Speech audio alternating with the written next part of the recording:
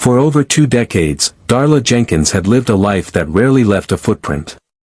She moved through her days like a soft melody, steady, gentle, and unnoticed. At 42, she worked the early shift at Eddie's Diner, a rundown roadside restaurant where the coffee was always hot, the chairs always squeaked, and the regulars barely made eye contact. Her hands were calloused from years of scrubbing tables and pouring refills, and her shoes had long since lost their shine. But Darla wore her tiredness with quiet grace. She never asked for much. Never caused a fuss. And in a world that barely looked up, she always made sure to look out, for everyone. The sun hadn't even risen yet that gray morning. Rain tapped against the diner's windows like a restless child. Inside, the lights buzzed low, the cook grunted behind the counter, and Darla wiped down the booths with practiced rhythm. Same as yesterday. Same as 1,000 mornings before. She moved to the soft hum of gospel music in her mind, humming softly, her spirit gentle and unbothered. Then the bell over the door jingled. 2 children stepped inside. Soaking wet. Shivering. The boy looked no older than 7, the girl maybe 9. Their clothes were threadbare, shoes falling apart, and their eyes, tired, cautious, far too grown for their small faces. Darla paused, cloth still in hand. She studied them for half a second, the way a mother might. Not with suspicion. But with concern. "Hey, babies," she said softly, kneeling slightly so she wouldn't tower over them. "Y'all okay?" The boy shifted his weight, water dripping from his sleeves. "We're just cold," he whispered. "Can we sit for a bit?" "We won't bother anyone," the girl added quickly. "We promise." Darla didn't hesitate. She pointed to a corner booth near the kitchen's warmth. "Sit right there, sugar. I'll bring you something warm." She poured 2 mugs of hot chocolate. Extra whipped cream, even though Harold, the grumpy cook, always gave her grief for it. Then she fixed 2 breakfast plates herself, scrambled eggs, toast, a few slices of fruit. It wasn't much. But she paid for it out of her own pocket, just like she had for strangers a dozen times before. Harold muttered under his breath from behind the grill, "You paying for that out of your own tips again?" Darla didn't even turn around. "Just ring it up, Harold," she said, with a tired smile. She brought the food over quietly, placing it in front of the children like she was serving royalty. No judgment. No questions.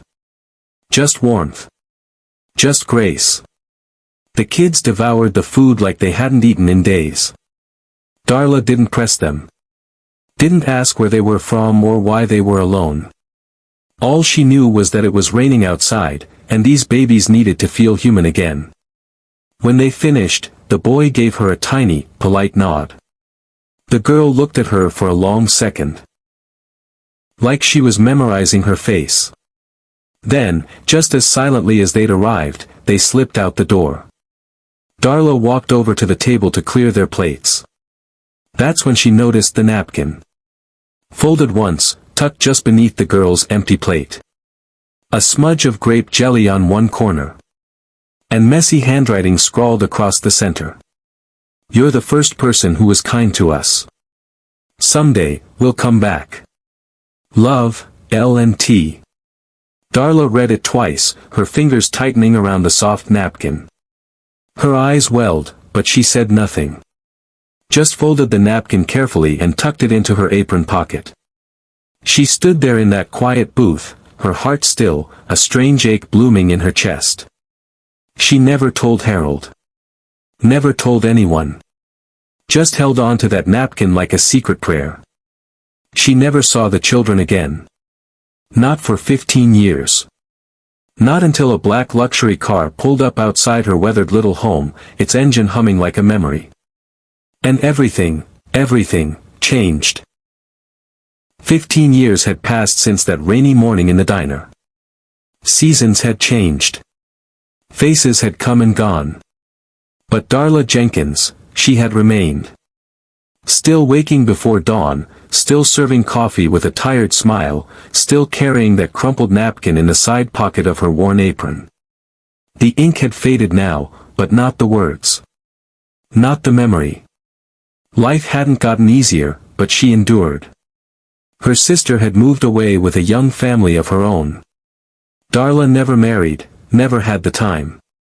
Her tiny one-bedroom home on Maple Street was modest, just like her life.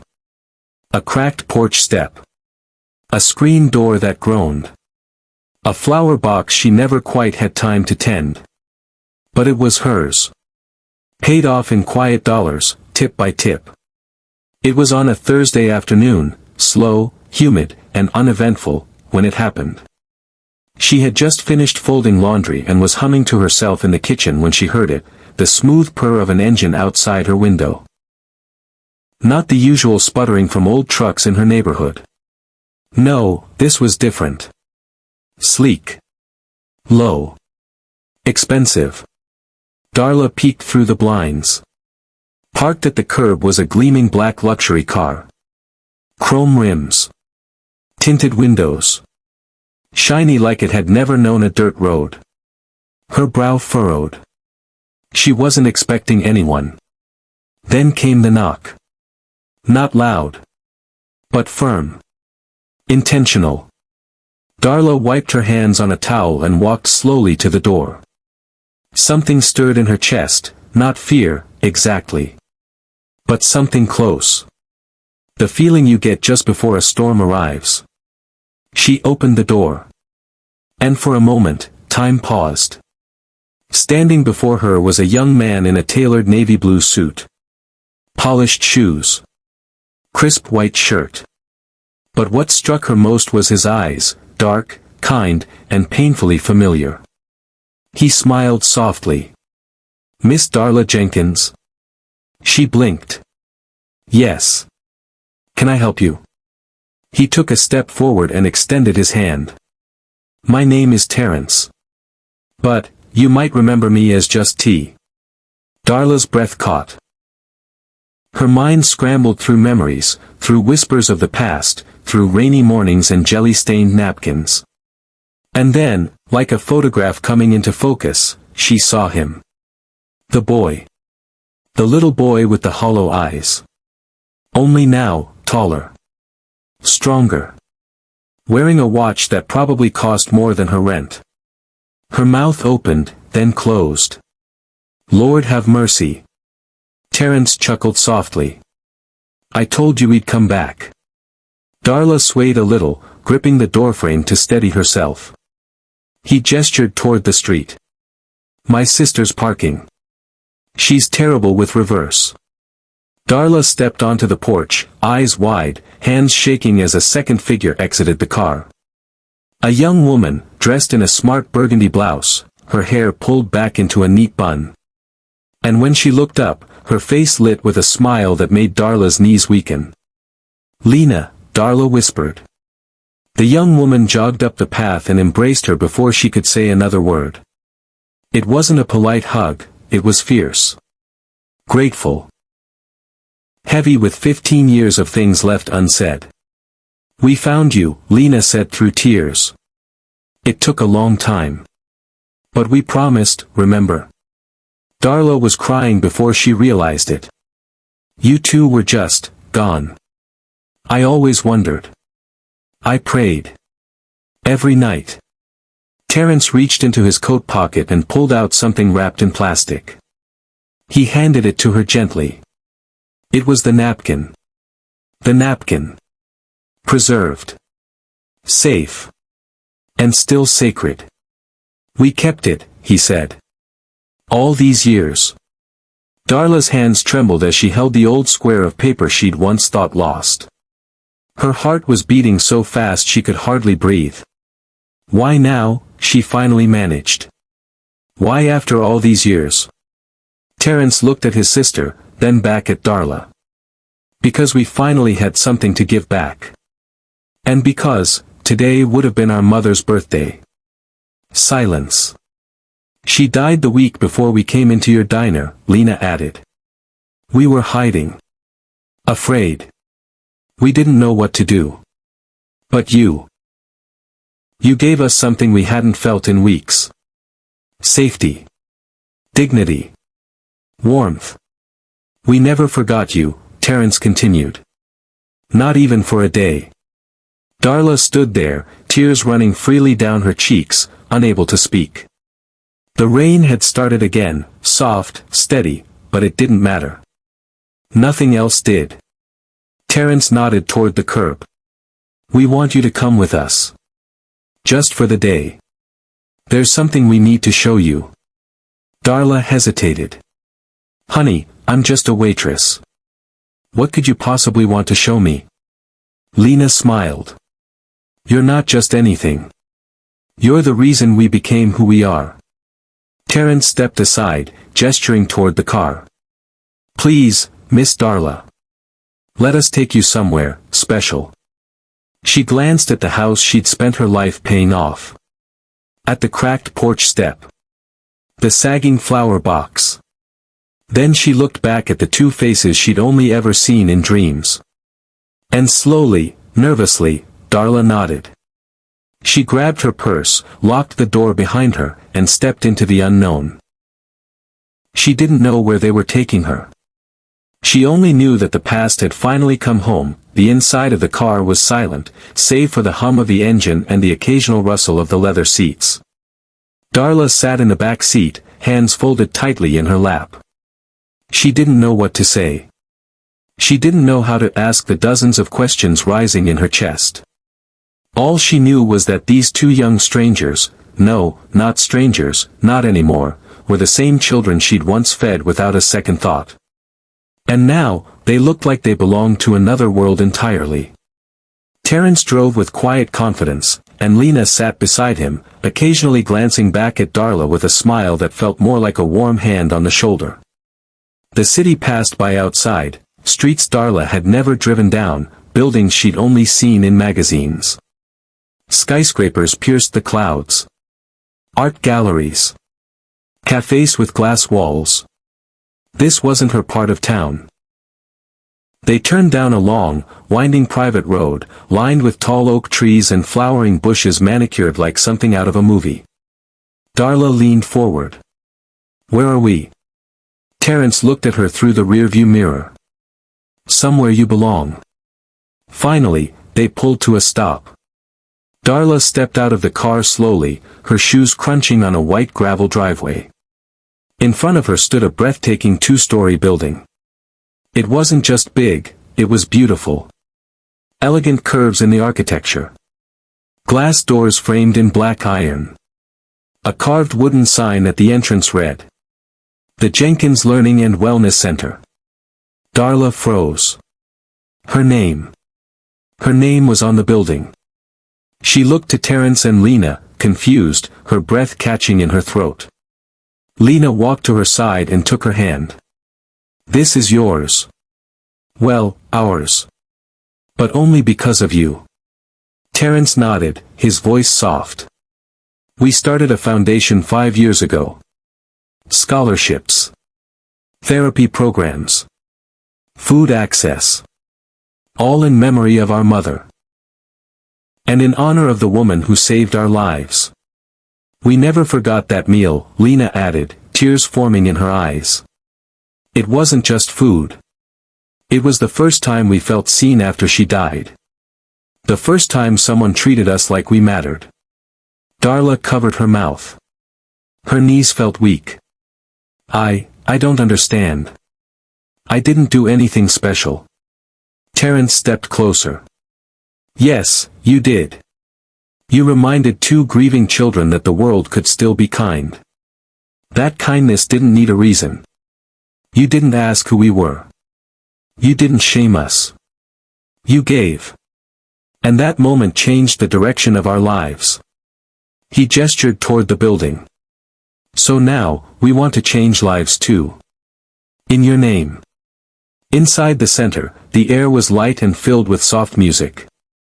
The walls were covered in murals painted by local youth, sunrises, gardens, portraits of smiling families. One room hosted a tutoring program. Another held shelves of books. And the biggest room was filled with donated clothes, backpacks, and supplies. Darla walked through in stunned silence. She stopped at a glass display case in the lobby. Inside it sat the napkin. Framed.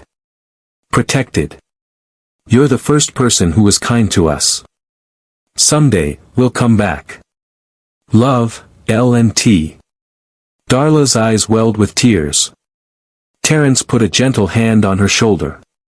You're not just part of our story, Miss Darla. You are our story. We just wanted to write the ending right. Lena opened a small velvet box and handed it to her. Inside was a key fob. Darla looked at it, confused. Terence smiled. We know you'd never ask for this, but we also know you've never had a reliable car. Outside the building, parked beneath a white flowering tree, was a pearl-white luxury sedan with a blue ribbon across the hood. I can't, Darla whispered. This is too much. Lena shook her head. No. This is barely enough. Terence laughed gently. Besides, it's not really a gift.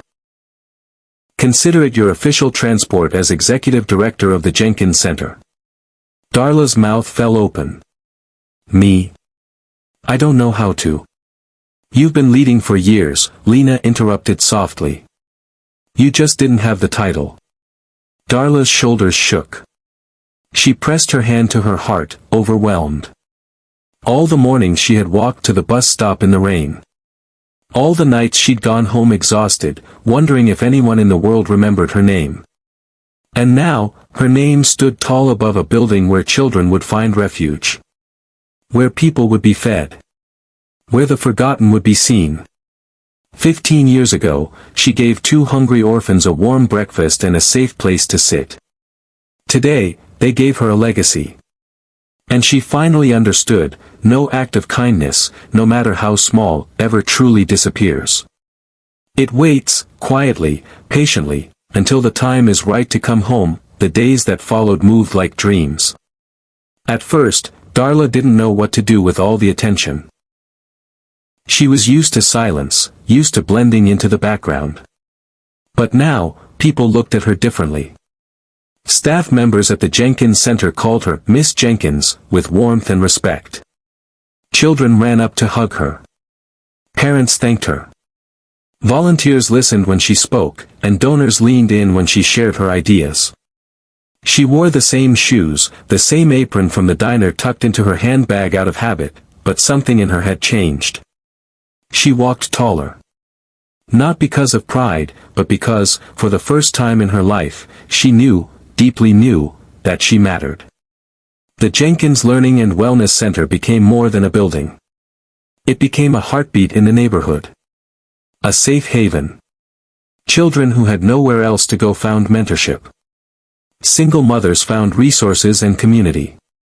Elderly folk stopped by just to talk, to share stories, to remember what it felt like to be part of something. And at the center of it all, was Darla. Not a boss in the traditional sense, but a nurturer. A listener. A protector. People came to her not because of her title, but because of her soul. One afternoon, Darla sat beneath the oak tree near the garden with a little boy who had been acting out in school. He'd thrown a book across the room and refused to apologize. Teachers were ready to give up on him. But Darla didn't yell. She didn't threaten. She just sat beside him, slow and patient. Are you mad, baby? She asked softly. He didn't speak at first. Then finally, he nodded. My mom left again. She always does. Darla didn't try to fix it. Didn't promise things she couldn't guarantee. She just put her hand over his. I'm not gonna leave, she said simply. Not today. Not tomorrow. The boy cried for a long time. And after that, he started showing up every day. First for food. Then for tutoring. Then just to sit beside Miss Darla while she watered the garden. The press came once. A news crew wanting to do a feature on the waitress turned philanthropist. Darla was kind, but quiet. She didn't want flash. She didn't want to be called a hero. If y'all want to tell a story, she told the reporter, tell the one about two hungry babies who grew up to change the world. Terrence and Lena had grown into powerful leaders, but they never let go of their humility. They visited often, still called Darla Mama D when no one was around. They laughed at her corny jokes. They sat on her porch and shared long conversations over sweet tea like no time had passed at all. One evening, after the center had closed for the day, the three of them stood outside watching the sunset. "Do you ever regret it?" Terrence asked quietly. "Regret what?" Darla asked. "Giving that meal. That morning. You didn't know if we'd ever come back." Darla smiled, eyes soft with memory. "No, baby. I didn't do it for something in return. I did it because someone once did it for me." Terrence and Lena looked at her, surprised. Darla chuckled. "I never told y'all, but when I was little, we didn't have much either. One winter, my mama got laid off and we had nothing. One night, a stranger at a grocery store paid for our groceries without saying a word. That night kept us fed for a week. I never forgot." She turned to them.